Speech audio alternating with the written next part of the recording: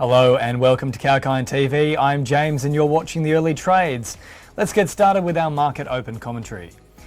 Shares jumped 0.8% to 7,447.2 in the opening minutes of trading on the ASX on the back of strength in the materials and technology sectors. Liontown Resources surged by 7.1% after signing a binding offtake agreement with South Korean-based LG Energy Solutions.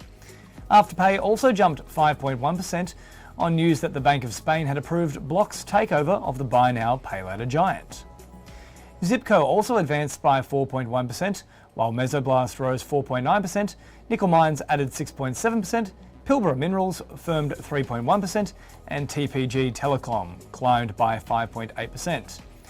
Fortescue Metals declined 0.7% after Citi downgraded it to a sell rating. A number of ASX companies have also provided updates this morning. Mesoblast announced positive results from a phase 3 trial of its allogenic cell therapy drug. It's used in treating chronic lower back pain associated with degenerative disc disease. The 36-month follow-up results from the 404 patient trial, which showed durable reduction in back pain. It lasted at least 3 years from a single intradiscal injection, and Mesoblast's share price rose 4.6% in morning trade. And now we'll take a very short break before we come back with the early trades here on Kalkine TV.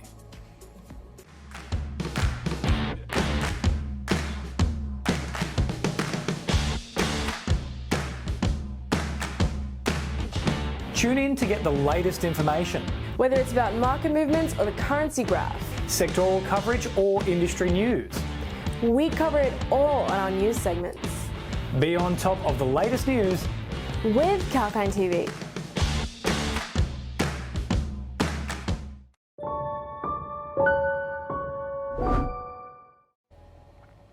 Welcome back to the early trades. Let's continue with our market opening commentary and taking a look at a few of the announcements made by ASX companies so far this morning.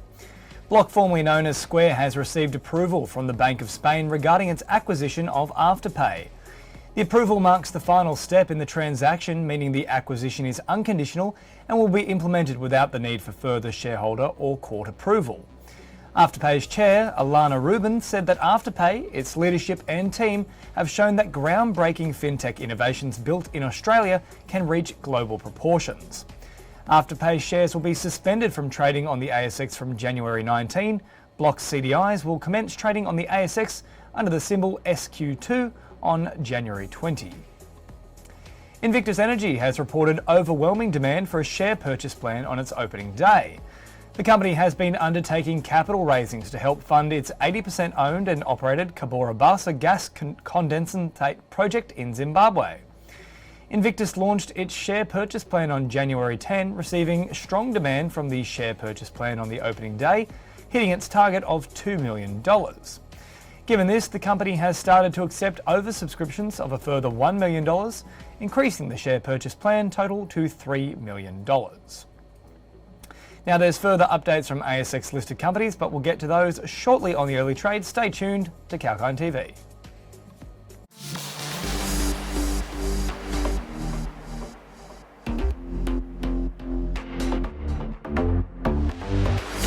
Hi, I'm Sage, and get ready to take the crypto ride with me on Kalkine TV. Watch the crypto buzz every Tuesday and join the excitement at Kalkine TV. From Bitcoins to NFTs to Dogecoin and DeFi, we have updates about everything around these digital currencies. Understand the investing rationale and the risks involved in the space with me, Sage, on Crypto Buzz. Keep watching Kalkine TV.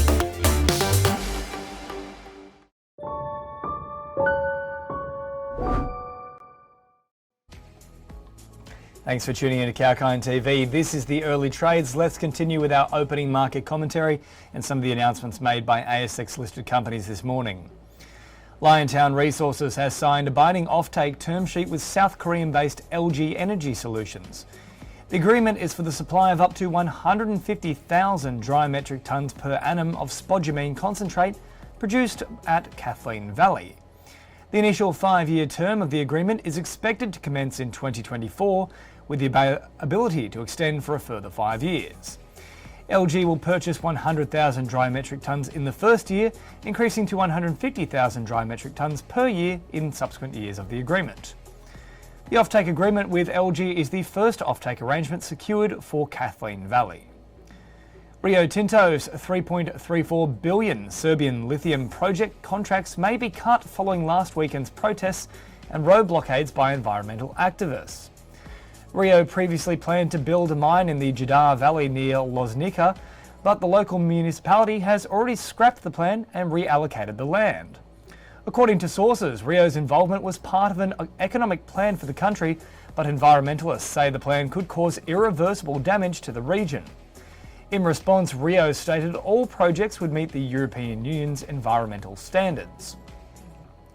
Protesters have forced President Alexander Vučić into the light in the few months leading into his next presidential campaign. Well, that's all for now on the Early Trade. Stay tuned to Kalkine TV for the latest market insights, business news and exclusive interviews. I'm James Preston, reporting for Kalkine.